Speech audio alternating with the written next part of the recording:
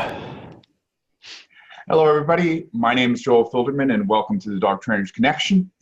I'm not a dog trainer, but these other people you see here are, and they have many years' experience in the dog training world. We get together and we discuss a topic. We come up with some ideas, sometimes some answers, but we always have an interesting discussion.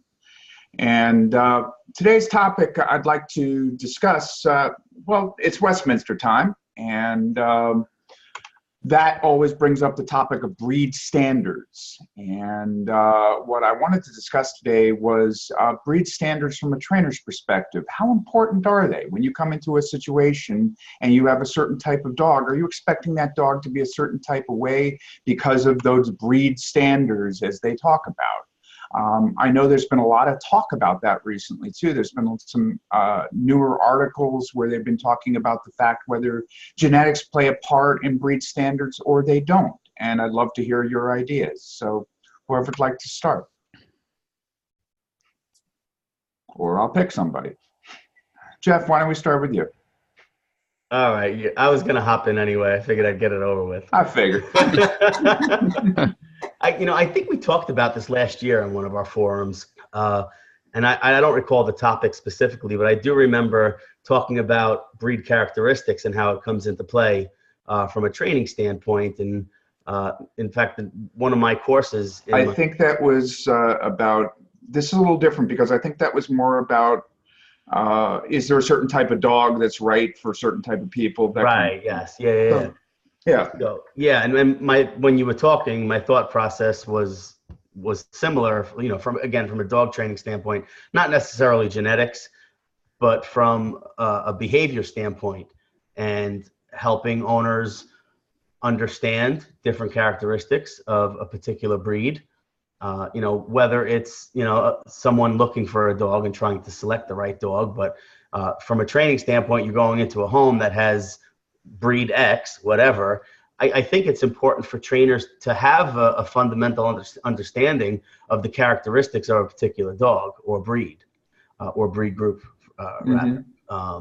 It's, and I tell people this all the time. It's a behavioral problem when you say it is, right? Because behaviors and how people interpret them vary from home to home. A little tiny dog that chases things in the yard is funny to some people. It's a problem to other people, right?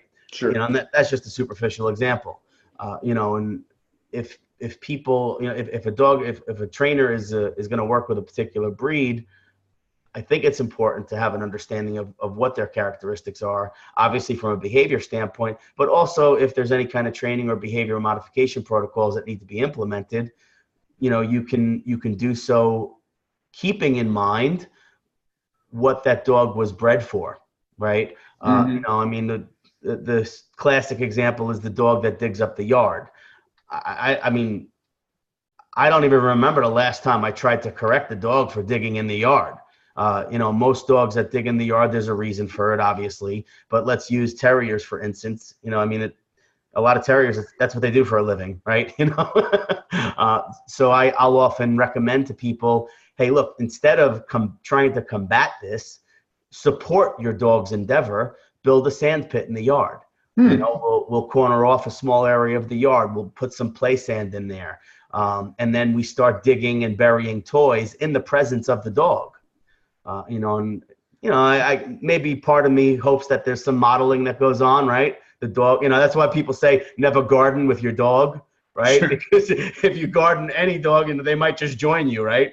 Right. So, I'll start digging in the sand pit, burying toys, burying toys with food in it or whatever, encouraging that dog, much like potty training or wee-wee pad training, right?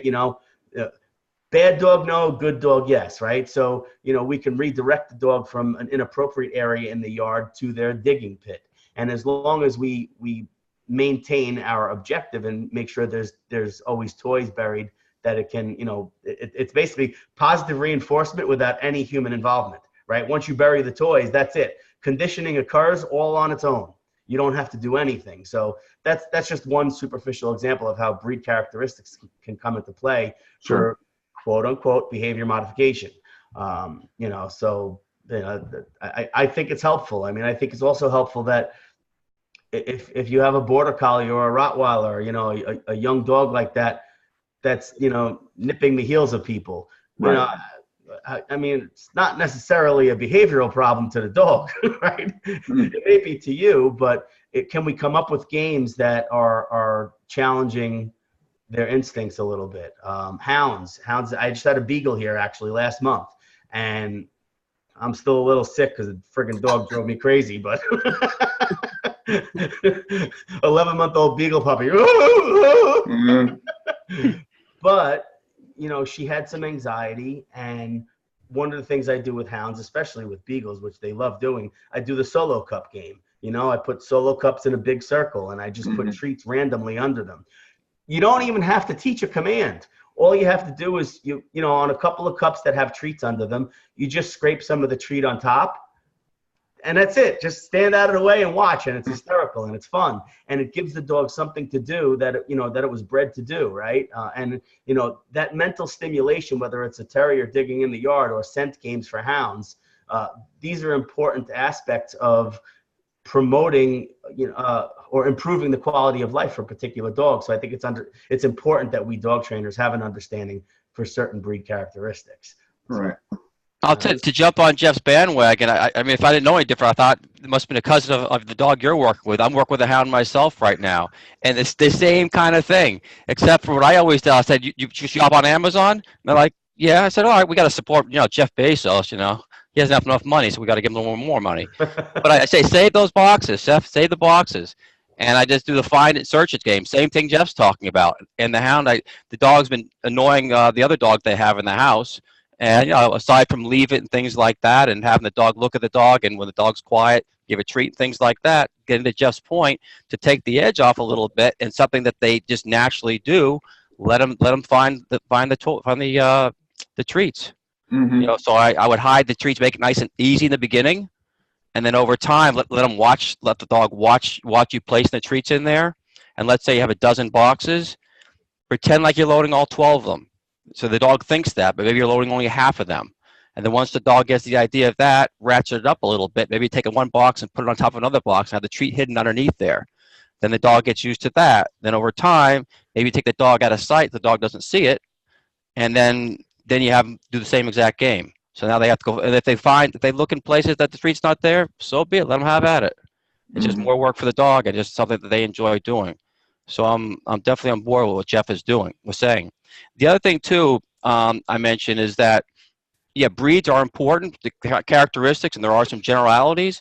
But with that said, I also explained to them that oftentimes you might have one breed that is in closer proximity to a different breed versus that two dogs within that same breed group, so to speak. The personalities and so forth can be very similar. Does that make sense? No, please explain. So let's say you have a Havanese, for instance, and you also have a Bichon, for instance. So the Havanese, you have two Havanese and you have two Bichon. Now you would think the two Havanese are similar to each other, just like the two Bichons are similar to each other.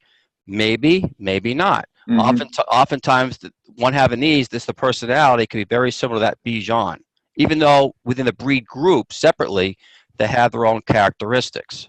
Obviously the Havanese, originated from Cuba and so forth, and was a circus dog and whatnot, very athletic and so forth. But nonetheless, there are some differences or things that could be the same, separate from the breeds, if that makes sense. So that makes a lot of sense. My Shih Tzu is more of a pit bull than my pit bulls. She runs the show. I tell you. Chases the pit bull. She don't take crap from him at all. Right, a tough little guy. So I you know me, I always goof around. That's all right. Steve, how about as somebody who's more vet tech, scientific oriented, how much does genetics play a part? I mean, there are breeds, there are groups. I mean, they're there that once upon a time, most of them had a purpose. And it's not that you see them working so much anymore, but I think that in some breeding programs, the ethic, the work ethic is more important than the conformation. And in other breeding programs, the conformation sort of far outweighs the work ethic. So when we talk about personalities of like individual dogs within the same breed, right? Because that's how it is. It's, you know, your Shih Tzu's a pit bull, you know, I mean, it's that kind of stuff. Or a lab that won't even step into a puddle, forget about swim, you know, Right. There's that stuff, right? So and it's supposed to be written. I mean, some of this, at least in terms of the standard, when you read the breed standard and it gets to the character of the dogs, the individual dogs, I think that sometimes they're accurate, sometimes they're not so accurate. When they are accurate, doesn't mean that anybody's reading them. Right.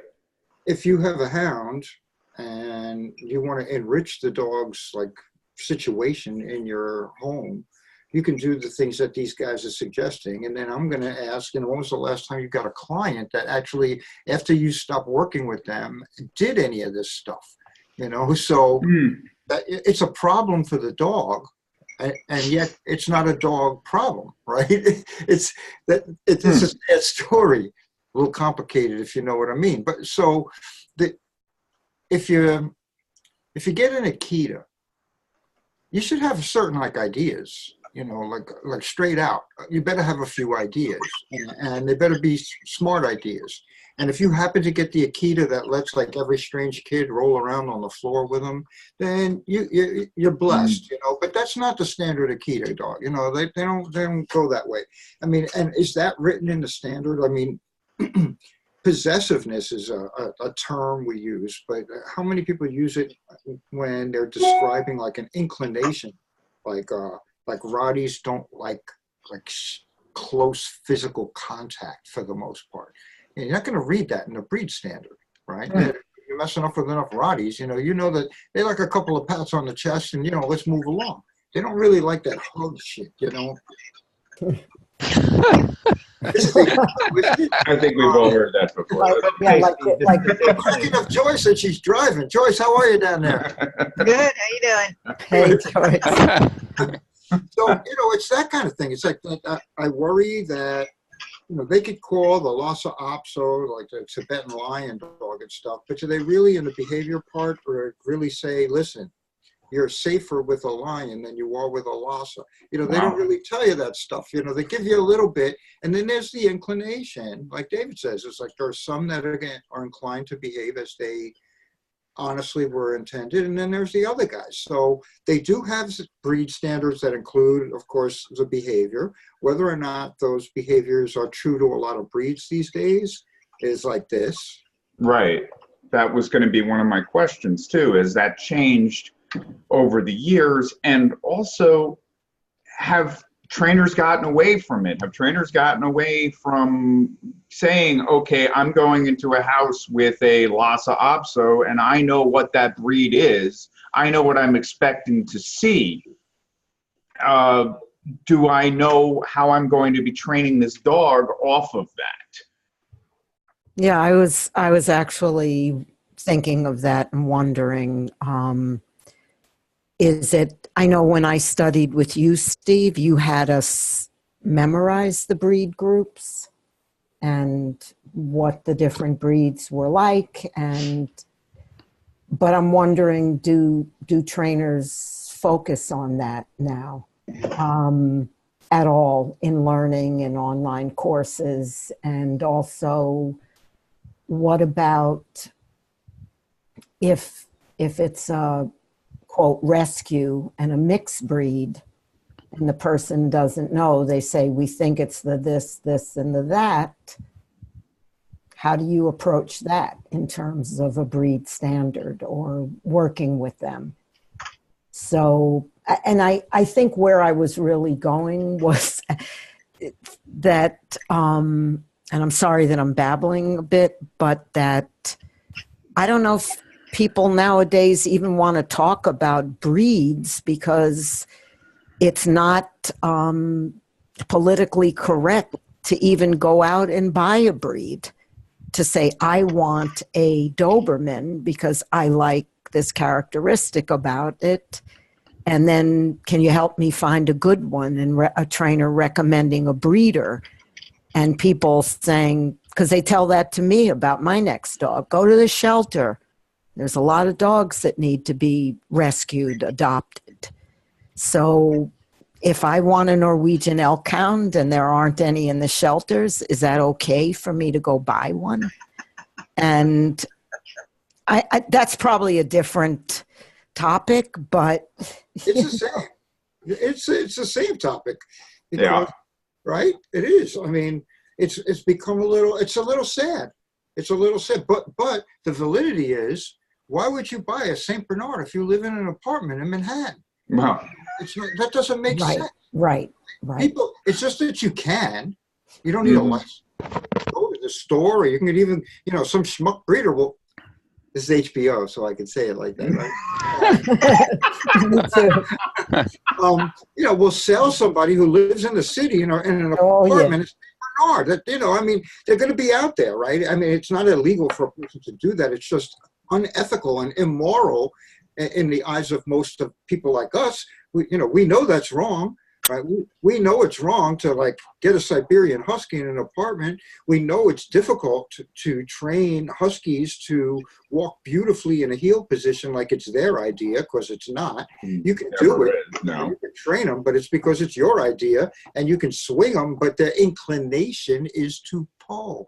Why would you get that if you're 80 years old and you got to go up and down the steps and all that? But these people do it. And when you ask her, why did you do it? She goes, did you see his eyes? Look how blue his eyes are.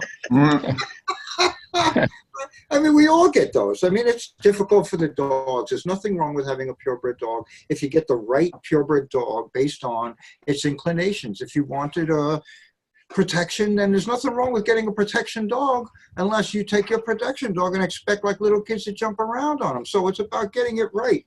There's nothing wrong with a mixed breed dog. There's nothing wrong with getting a purebred dog from a shelter. It's all good. It's all good. I think the big thing is, can you afford to have, can you fulfill the dog's needs, and B, in this environment and day and age, can you honestly afford to take care of the dog? I think that's a big question. And it just keeps coming back to me, because I got a friend, he's got a rabbit. He's into $4,000 in this bunny's care because it's vestibular. It's got a head tilt. That somebody dumped it in his backyard. He didn't even buy the bunny. It's a rescue bunny. $4,000. We tell I'm killing Joyce on it. Joyce, be careful. Keep your eyes on the road. I'm afraid to ask you a question, Joyce. Empty the shelter. Empty the shelter. Who's going to pay for the pets? This is HBO. Sorry. I'll shut up. No, it's Cinemax. It's okay. I'm actually thinking that I know for me as a trainer, I could use a brush up on breeds and breed standards and how to approach certain behavior issues with certain breeds, or, I think that that's something that, you can keep evolving with as a trainer, and maybe if you're just who your clients are, and you're only getting certain types to work with, that it would be good to expand and learn about more in depth. I think, just to jump on that a little bit, Bonnie, aside from breed is important, but I think, it's a good thing that the breeder or the rescue or whatever organization is basically giving up the dog and selling the dog is the age of the dog, the lifestyle of the family or the person that's going to be responsible for taking ownership of that dog. If you have some family that likes to go hiking and everything else, and for whatever whacked out reason, they're looking for a 9-year-old dog and they're expecting, they should go off for a 10-mile run, it ain't happening. It's kind of common sense. But then some things, they think a little small dog, they can run really fast, can go out and train with them do marathons.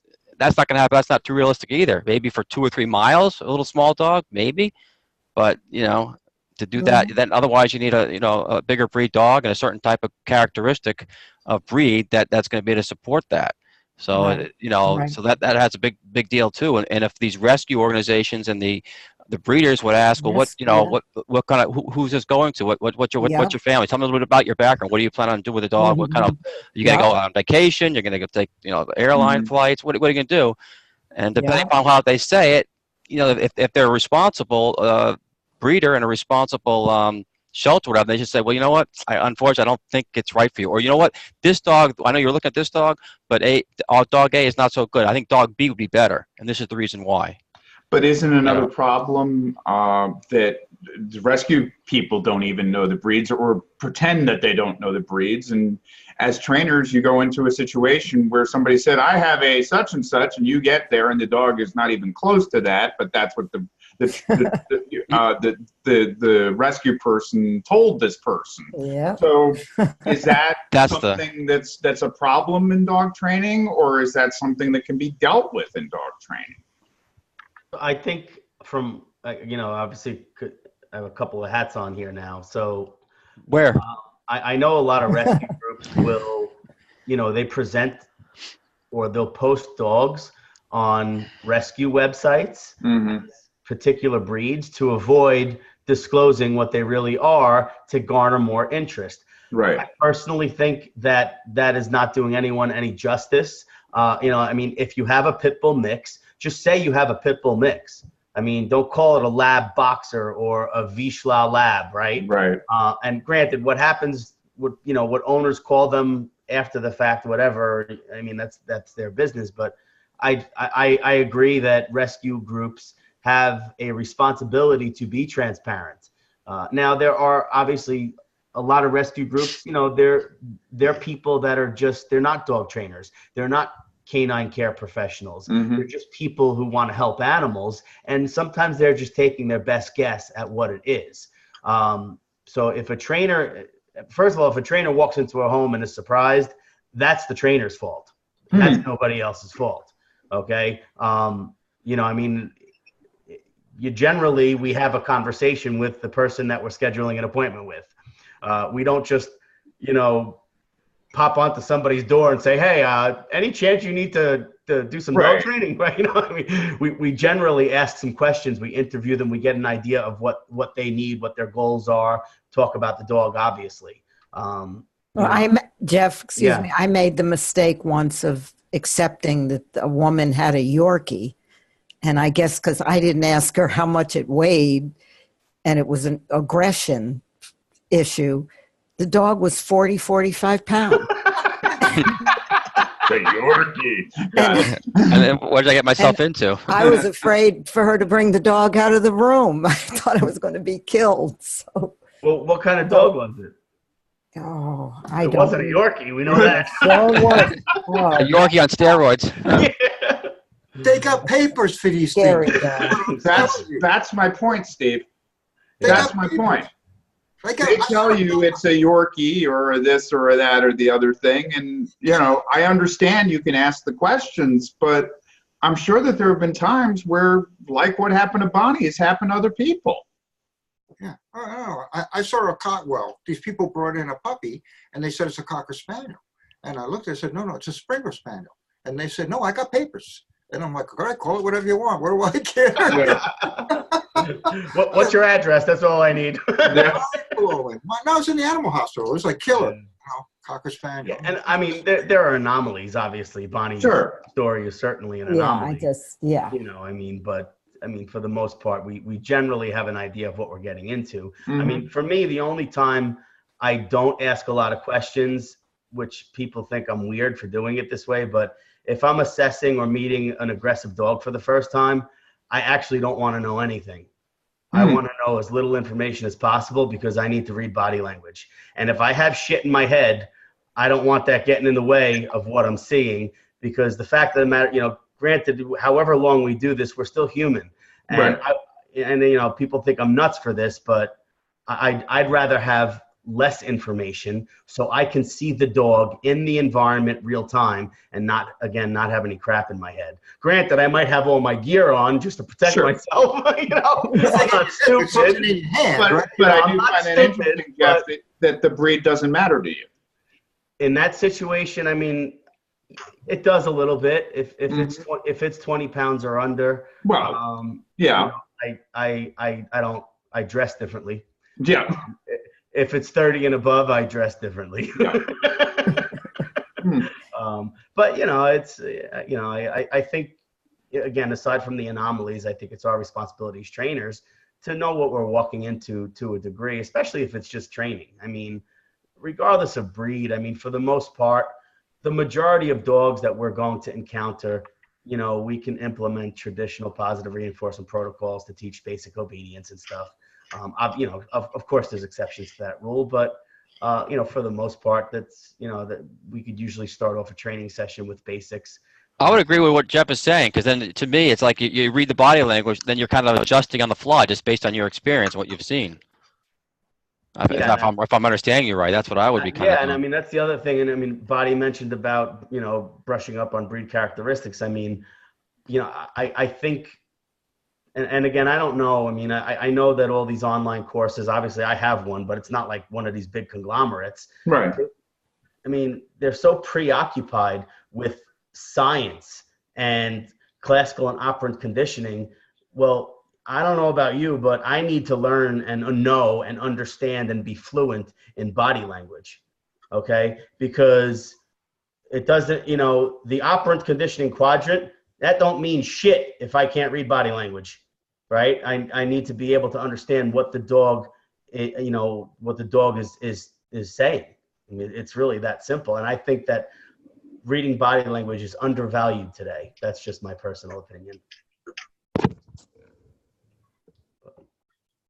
Joyce, you got anything to add to this conversation? What's the topic? The topic is about the importance of breed standards with dog training. Oh, I had it right. All right, good. Want to make sure I was here, on the right page with y'all. I do think it's with trainers, having that knowledge is one more piece to the puzzle that makes them good, better at what they do. Because there are specifics to the different types of dogs that I take into consideration still today. I mean, way back when I've showed dogs, I've rescued dogs, I've bred dogs, I've worked in shelters, vet hospitals, blah, blah, blah. 30 years of experience, I've done a lot. And so Jeff was saying reading body language, yeah, it's critical, but I do all that because I've just been around them so long. Mm-hmm. It's a natural thing for me, but these new trainers coming out, they're not, a lot of them, they just got a whim one day and said, I want to be a dog trainer, so I'm going to take one of these online courses. Sure.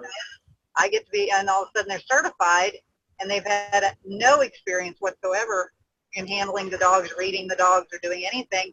So that, if they have that one piece of saying, okay, well, I have to take into consideration what a German Shepherd is like, what are the characteristics of that type of a dog, they're one step ahead of the person that has no idea, but they literally are one step ahead. Okay.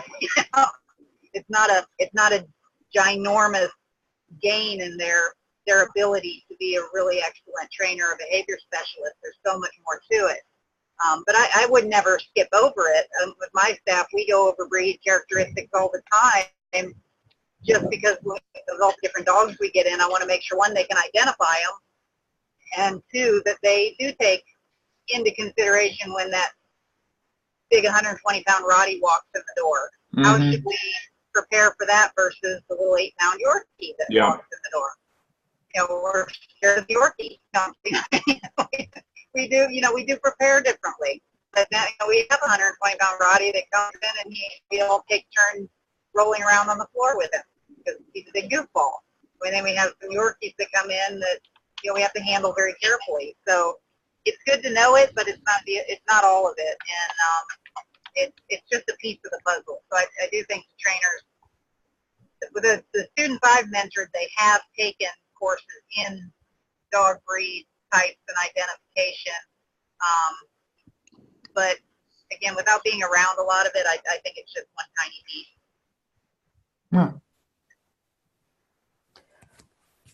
Steve, I know you were once talking to me and Joel, and you mentioned, excuse me, some interesting breed points, like the stuff you don't know. I believe you told us a story about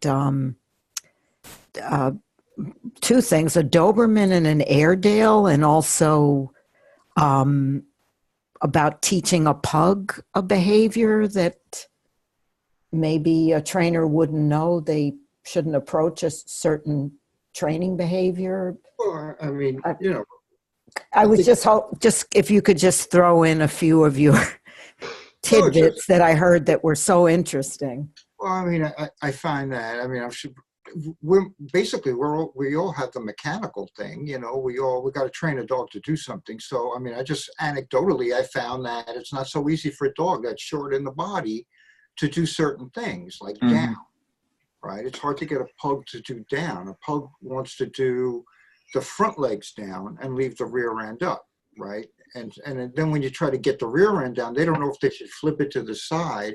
They got those fat little knees. So when you're trying to get them to sit even, you know, it's kind of a funny thing. And you finally get that working, and then you got to work it down. As soon as you start like luring them down, the back end pops up and the front goes, you know, and you have to like work out, you know, I had to do this whole thing under the leg thing. So they crawl under so that I get the back end straight, you know, this kind of stuff just for the muscle memory. But they're all, you know, you got to approach the body for the mechanical thing. And I think you learn that just by doing it, not being successful most of the time. And that's like, how can I make this happen? You know, how can I work this thing out?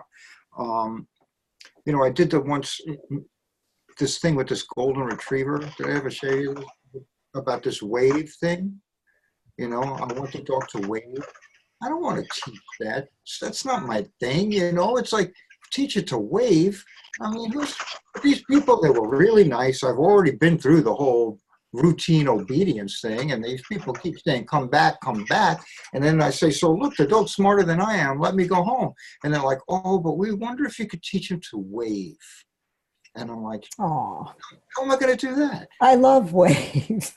Well, the thing is that, so I said, all right. So I put the leash on, and I tried to like catch it underneath the tongue and try and pull the leash up a little bit so I could get some foot movement so I could click it and feed it. And the leash went running up underneath the dog's elbow. So that didn't work. I wasn't going to try that too many times. It just didn't work. So then I said, I got the dog to sit, and then I brought the food to the side. I thought the dog would lean to go get the food, and the foot would come up so I could click it and feed it. But the dog's neck was like a slinky, and it just like stretched out and grabbed the food. I'm like, oh man, that's not working, you know? And they're looking at me, and I'm looking at the dog, and I'm like, how am I going to get this to happen? So I took a piece of chicken, I put it on the floor, and they gave me a clear ashtray, and I covered the chicken on the floor, and I started sliding it around. And the dog's like, oh man, and then he hit the thing. So I clicked him, and I took the ashtray off, and he got the food, so I got my foot movement. I did that a few times. Then I put the food in my hand. I covered it with the ashtray. I raised it up higher. I got rid of the ashtray, had the food, kept it away from him, started going like this. He started going like that, and it was done.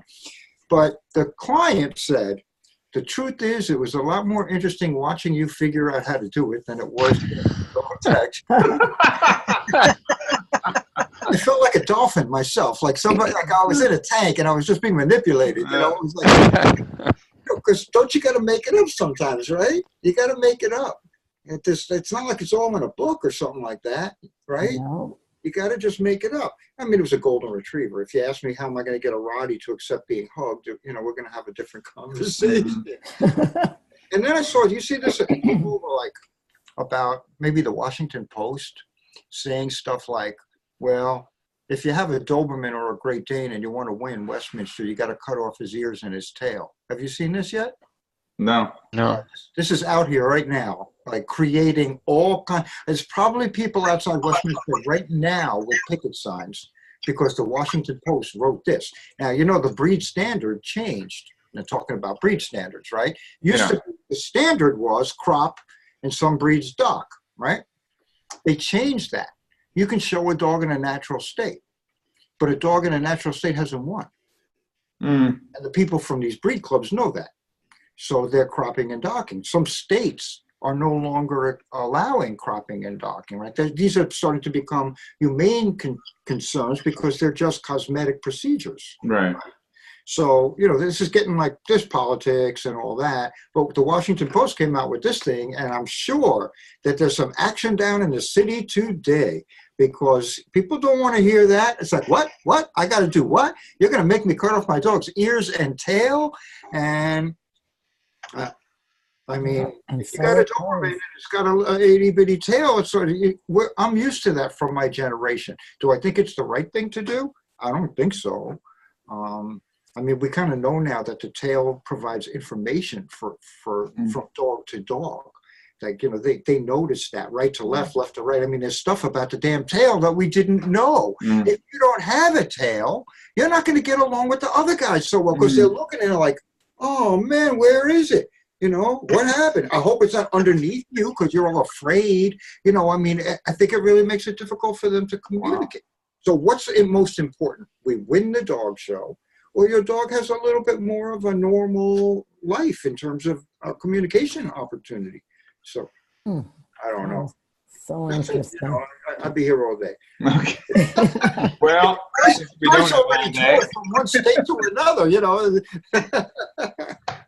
I think it was an interesting conversation, as always. Went a lot of different ways and a lot of different thoughts and ideas. I don't think we particularly came up with any answers, but definitely had a thoughtful, interesting conversation, and I hope everybody enjoyed it. And I'd like to thank you all for being here. I'd like to thank you all for watching, and we'll see you next time. Thanks a lot now. Bye-bye.